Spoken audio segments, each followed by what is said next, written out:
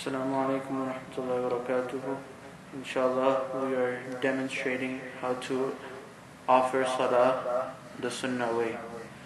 The first of all thing is that you have to have your head covered while offering salah. The Prophet ﷺ in his lifetime never offered salah bareheaded except for during Hajj.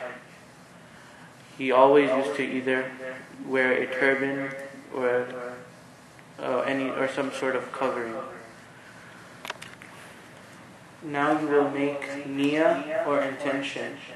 You will say, I am making intention for this salah, whichever salah it may be and how many rak'ats will be in the salah. I'm facing towards the qibla and my salah is for the rida of Allah subhanahu wa ta'ala. Now it will be that you will raise your hands towards your earlobes and your thumb will touch the earlobes. This is called takbir al-tahrima. And it is narrated by Bara bin Azib that the Prophet ﷺ would raise his hands until his thumbs became parallel to his ears. And this hadith is in Musnad Ahmad, Volume 5, page 388. Takbir al-tahrima will be the only time you will raise your hand for any takbir. And this can be proven. This is the order of Rasulullah ﷺ and the practice of all Sahabas. It is narrated that Shaykh Alqama, that Shaykh Abdullah bin Mas'ud radiallahu ta'ala an said, did I show you the way our beloved Prophet ﷺ used to pray? Then he made the prayer and did not raise his hands except for takbir al-tahrima. This hadith is mentioned in Tirmizi, volume 2, page 95. Shaykh Bara radiallahu ta'ala an said that the Prophet ﷺ used to raise his hands up to his ears at the beginning of the prayer and did not repeat it again. Abu Dawood, volume 2, page 452.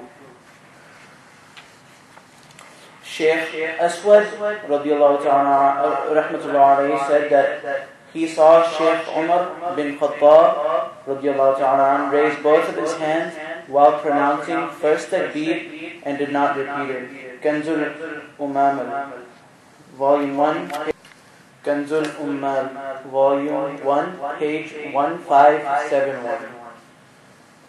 Shaykh Asim bin Kulayb from his father that Shaykh Ali radiallahu ta'ala an used to raise his hands both while starting his prayer only and did not do the same the next time. This is in Musannaf ibn Abi Shayba. And Musannaf ibn Abi Shayba is a book written by Shaykh Abdul Razak rahmatullah alayh, and he was the teacher of Imam Bukhari rahmatullah alayh. Shaykh Mujahid radiallahu ta'ala an said, I never saw Shaykh Ibn Umar radiallahu ta'ala an raising his hands except for the beginning of the prayer. And this is also in Musannaf ibn Abi Shayba, volume 1, page 268. Then you will put your hands down and you will put your left hand first and your right hand on top.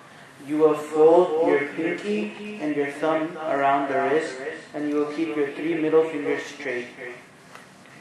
And it is a hadith that Hadrat Ali radiallahu ta'ala an indeed putting the right hand on the left and placing them below the navel in the prayer is sunnah.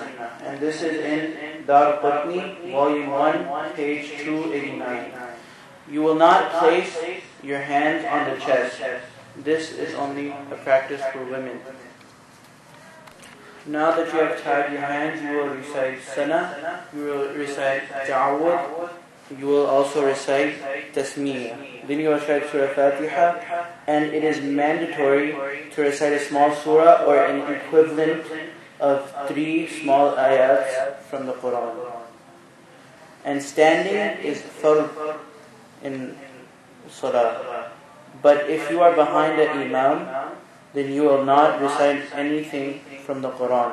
Because it says, the reverted Prophet ﷺ, whoever performs his prayer behind an Imam, then Imam recitation of the Holy Quran will be considered his recitation as well. And this will be in Imam Abu Dawood, chapter of Qiraat, date NO, and Darul Barodi.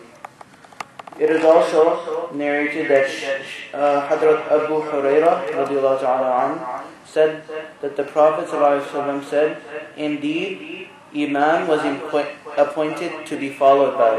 Therefore, when he says takbirat, copy him, and when he recites, be quiet. This is in Sunan Bayhaqi, volume 2, page 530. Now you will bow down in the state of ruku'. You will have your hands on your knees with your fingers spread out. And it is a hadith by Hazrat Abu Mas'ud Uqba bin Amr radiallahu ta'ala placed his hands on his knees and spread his fingers around them. And he said, this is how I saw the Prophet ﷺ offer his prayers.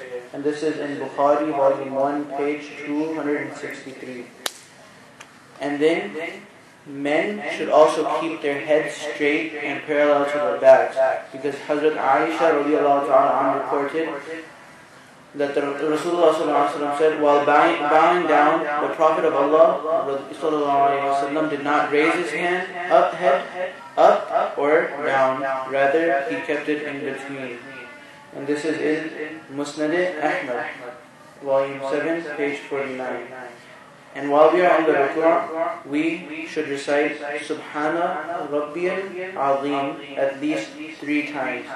Because the beloved Prophet ﷺ said, any of you, while bowing down, says 3 times, their bowing down will be completed, and that is the least number. And you can recite it 3 times or 5 times, but it has to be an odd number. Because the Prophet ﷺ said, it is in the Quran, Allah is one, and He likes the odd numbers. Now you will go into the state of prostration or sajda. Hadrat Ibn Abbas radiallahu ta'ala said, I was directed to prostrate on 7 bones. 1 on the forehead, 2 and 3, both the hands, 4, 5, both the knees, 6 and 7, both the feet. And then you will go on your knees. Because Hazrat Wayl ibn Hajar radiallahu ta'ala also said, I carefully saw the Prophet ﷺ as he performed sajda, and he placed his palms parallel to his ears. Now it is narrated by Abu Hamid as-Sayyidi, may Allah subhanahu wa ta'ala be pleased with him, that when the Prophet ﷺ performed his prostration, placed his hands and kept his corners of the toes facing towards the Kaaba. This is found in Bukhari, volume 1, page 284.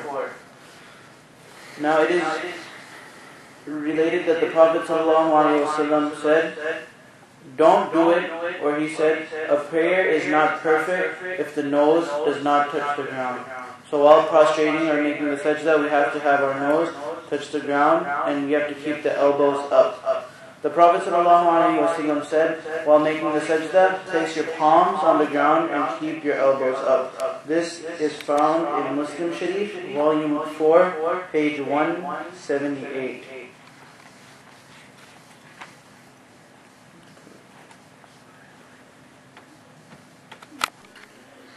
It is reported that Hadrat Wa'il bin Hajar radiallahu ta'ala said, indeed I saw the prayer of the Prophet ﷺ. When he sat down, he spread his left foot, and while that he was putting his right foot up.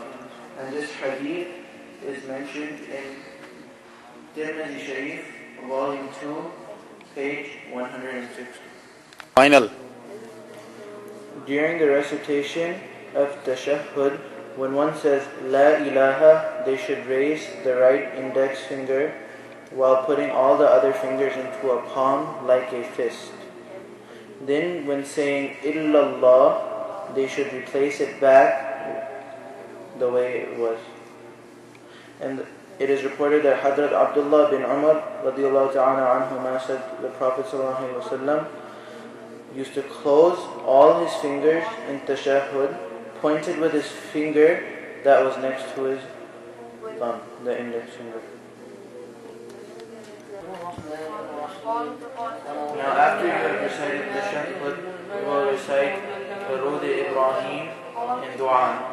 Then now you will come out of salah in this manner. First you will turn your head facing the right shoulder, and you will say Assalamu alaikum wa rahmatullah. Then you will turn your shoulder and turn your head facing the left shoulder and say Assalamu alaikum wa rahmatullah. Now if you're praying salah by yourself, which means not in congregation or not in jama'ah, then you will only make the intention for greeting the angels. But if you are in jama'ah, then you will make the intention for greeting the jinns, the angels, the followers, and the